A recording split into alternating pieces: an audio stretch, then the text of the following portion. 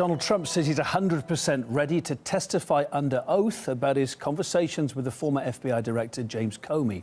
Comey claimed the president tried to influence the Bureau's investigation into Trump's former national security advisor, Mike Flynn. So he lied about that? Well, I didn't say that. I mean, I will tell you, I didn't say that. No collusion, no obstruction. He's a leaker. Would you be willing to speak under oath to give your version of those events? 100%. Well, on the other side of this, the former FBI boss made his claims during a much-anticipated open hearing in the Senate. But his testimony has managed to fit each side of the narrative too, if you check it out closely. Jacqueline Voga has. One of the most watched Senate hearings in American history has come and gone. And the testimony of sacked FBI Chief James Comey was everything everyone expected. For those who thought it would spell the end of Donald Trump, it did. For those who thought the U.S. president would come out unscathed, he has. How is that possible? Liberals say the stakes have been raised in Team Trump's Russian scandal, while conservatives are calling this sweet vindication. And the media takes its own interpretation. The president's rebuttal, a combative statement from his private Manhattan lawyer, Mark Kazowitz. The president feels completely vindicated. Has Trump obstructed justice by hoping Comey would let go of the Michael Flynn case? I took it as this is what he wants me to do. Now, I didn't obey that, but that's the way I took it. You may have taken it as a direction, but that's not what he said. Correct. He said, I hope.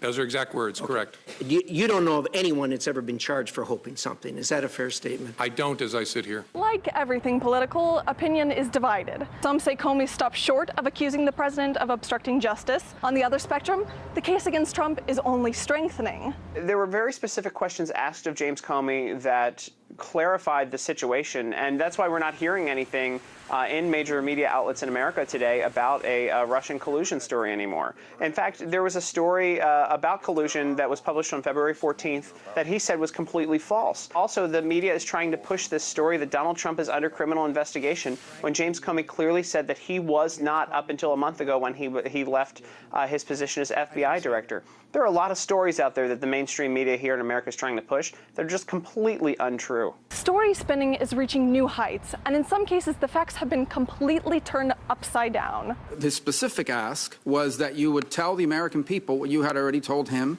what you had already told the leaders of Congress, both Democrats and Republicans, that he was not personally under investigation.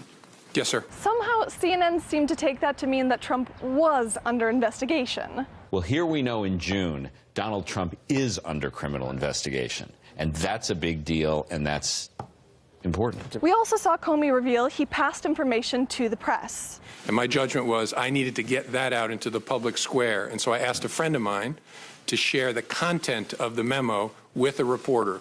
Didn't do it myself for a variety of reasons, but I asked him to because I thought that might prompt the appointment of a special counsel. And yet, somehow, not everyone understands that as information was leaked. He, quote, leaked. He made that memo available after he was no longer an employee of the federal government. He did that as a private citizen. So it feels like Comey's testimony hasn't changed much. Everyone sticks to their guns and hears exactly what they wanted to hear. Jacqueline Voga, RT, Washington, D.C.